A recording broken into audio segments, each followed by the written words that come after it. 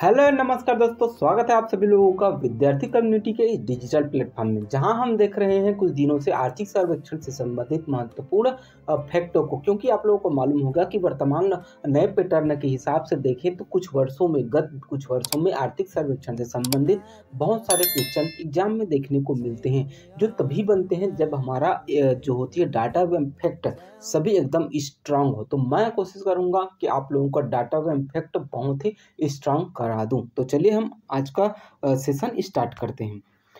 हम आज देख रहे हैं छत्तीसगढ़ का सकल घरेलू उत्पाद यानी कि जीएसडीपी में जो होती पिछले गत वर्ष की तुलना में और इस बार का जो गत वर्ष चल रहा है वो आर्थिक सर्वेक्षण है 23-24, और हम देखेंगे कि 22-23 की तुलना में 2022 और 23 की तुलना में 2023-24 में कितने प्रतिशत की विभिन्न क्षेत्रों में वृद्धि हुई है। क्योंकि पिछले एग्जाम में जस्ट ये पुलिस एग्जाम में भी पूछा गया था, एसआई एग्जाम में भी पूछा गया था और सीजीपीएससी प्री 2023 के एग्जाम में भी ये यहाँ से क्वेश्चन डायरेक्ट आए हुए थे। तो ये वीडियो पूरा देखना आप लोगों के लिए बहुत ही महत्वपूर्ण है। आप थोड़ा भी स्किप मत कीजिएगा, क्योंकि अगर यहाँ आप थोड़ा भी स्किप किए आपको वो पॉइंट छूट जाएगा, फिर एग्जाम में अगर वही आ गए तो दिक्कत हो जाएगा आप लोगों को। तो मैं कोशिश करूंगा कि आपको पूरा रटा दूं, ठीक है। तो चलिए, ठीक है, आज के वीडियो हम स्टार्ट करते हैं 2022-23 के आर्थिक सर्वेक्षण के हिसाब से। तो ये हम देखेंगे 2023-24 का, ठीक है।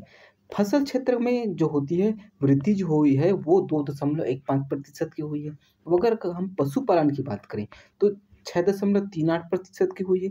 वहीं वन उद्योग एवं लट्ठे में 1.80 की वृद्धि हुई है। वहीं मछली उद्योग में 7.39% की वृद्धि हुई है। अब ये तीनों जो होती है ये चारों किसके अंतर्गत आता है? कृषि क्षेत्र के अंतर्गत आता है। अगर हम इसी में प्राथमिक क्षेत्र की बात करें तो प्राथमिक क्षेत्र अगर बात करेंगे तब एक खनन और उत्खनन को भी सम्मिलित करना होगा। लेकिन हम संभवतः क्वेश्चन एग्जाम में जो होती है वो आता है कि कृषि क्षेत्र में टोटल औसत कितनी प्रतिशत की वृद्धि हुई है। अगर ये क्वेश्चन आए तो कृषि क्षेत्र में औसतन वृद्धि 3.23% की हुई है। वहीं अगर हम उद्योग क्षेत्र की बात करें, ये जो होती है कृषि क्षेत्र है, ये इतना उद्योग क्षेत्र है, ठीक है।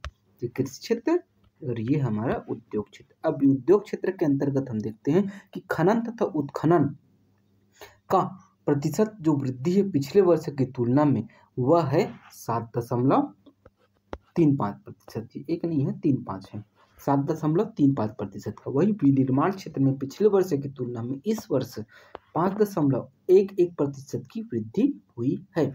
अगर हम विद्युत एवं गैस जल आपूर्ति क्षेत्र की बात करें तो 8.11% की वृद्धि हुई है। वहीं अगर हम निर्माण क्षेत्र की बात करें तो यह हुई है 9.89%। और यह विनिर्माण क्षेत्र जो होती है विभिन्न जो जितने भी क्षेत्र हैं निर्माण क्षेत्र के जो हमारे जीएसडीपी यानी कि सकल घरेलू उत्पाद के अंतर्गत जितने भी पैमाने दिए गए हैं ना 10, 11, 12, उनमें सभी में से निर्माण क्षेत्र में सबसे ज़्यादा वृद्धि हुई है।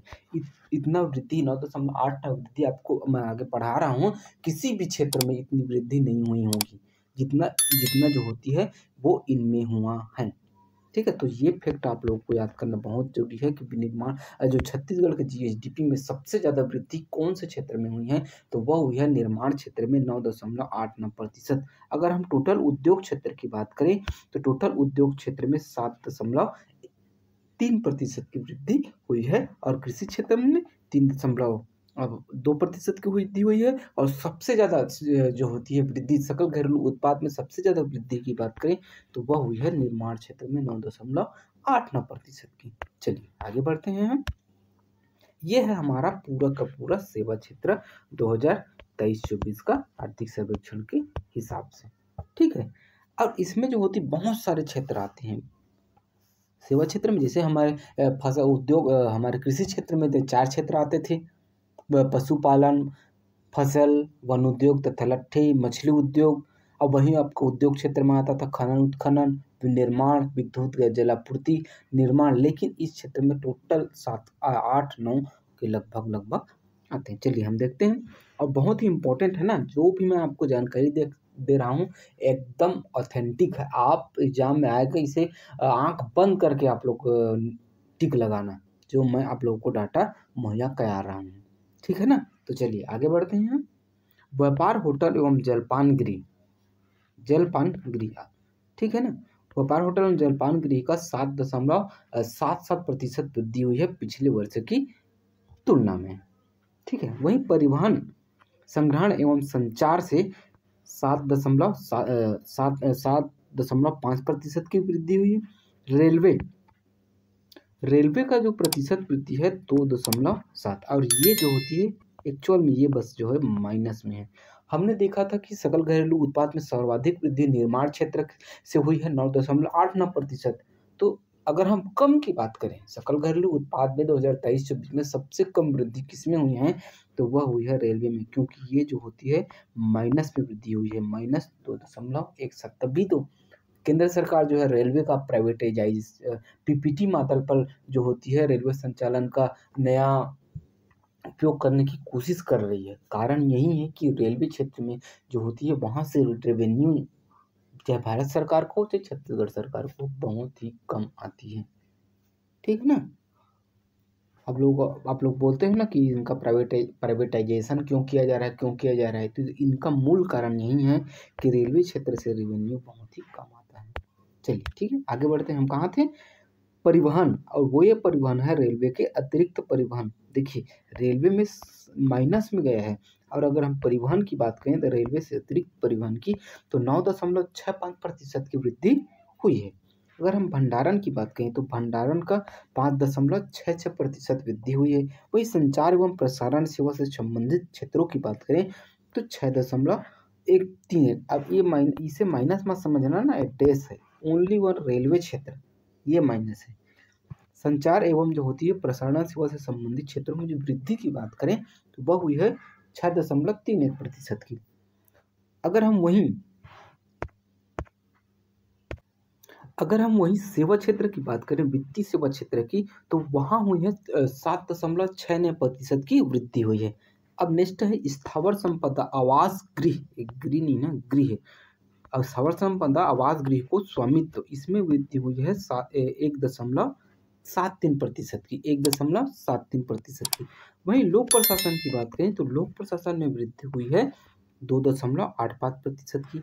और इन सब से 1, 2, 3, 4, 5, 6, ये 7, ये 8 हो गए, 9 हो गए, 10, इनके अतिरिक्त कुछ और अन्य सेवाएं होती है जिनका विशिष्ट नाम नहीं है, अवर्गीकृत है, तो वहाँ से हुई है 6.02% की वृद्धि। अगर हम टोटल सेवा क्षेत्र की बात करें तो टोटल सेवा क्षेत्र की जो वृद्धि हुई है वो 5.02% हुई है, 5.02%। उम्मीद है ये वीडियो आप लोगों के लिए बहुत ही यूजफुल होगा। अगर आप लोगों को लगे ये यूजफुल है तो लाइक कीजिए, शेयर कीजिए, और अगर आप लोग पहली बार हमारे चैनल में आए हुए हैं तो चैनल को सब्सक्राइब करके रख लीजिएगा, जिससे आप लोगों को तक जो होती मेरे वीडियो का नोटिफिकेशन जल्द से जल्द आ जाएगा जैसे, और मैं लगातार आप लोगों के लिए अच्छे से अच्छे, बेहतर से बेहतर कंटेंट लाने की पूरी भरपूर कोशिश करूँगा और करते रहूँगा।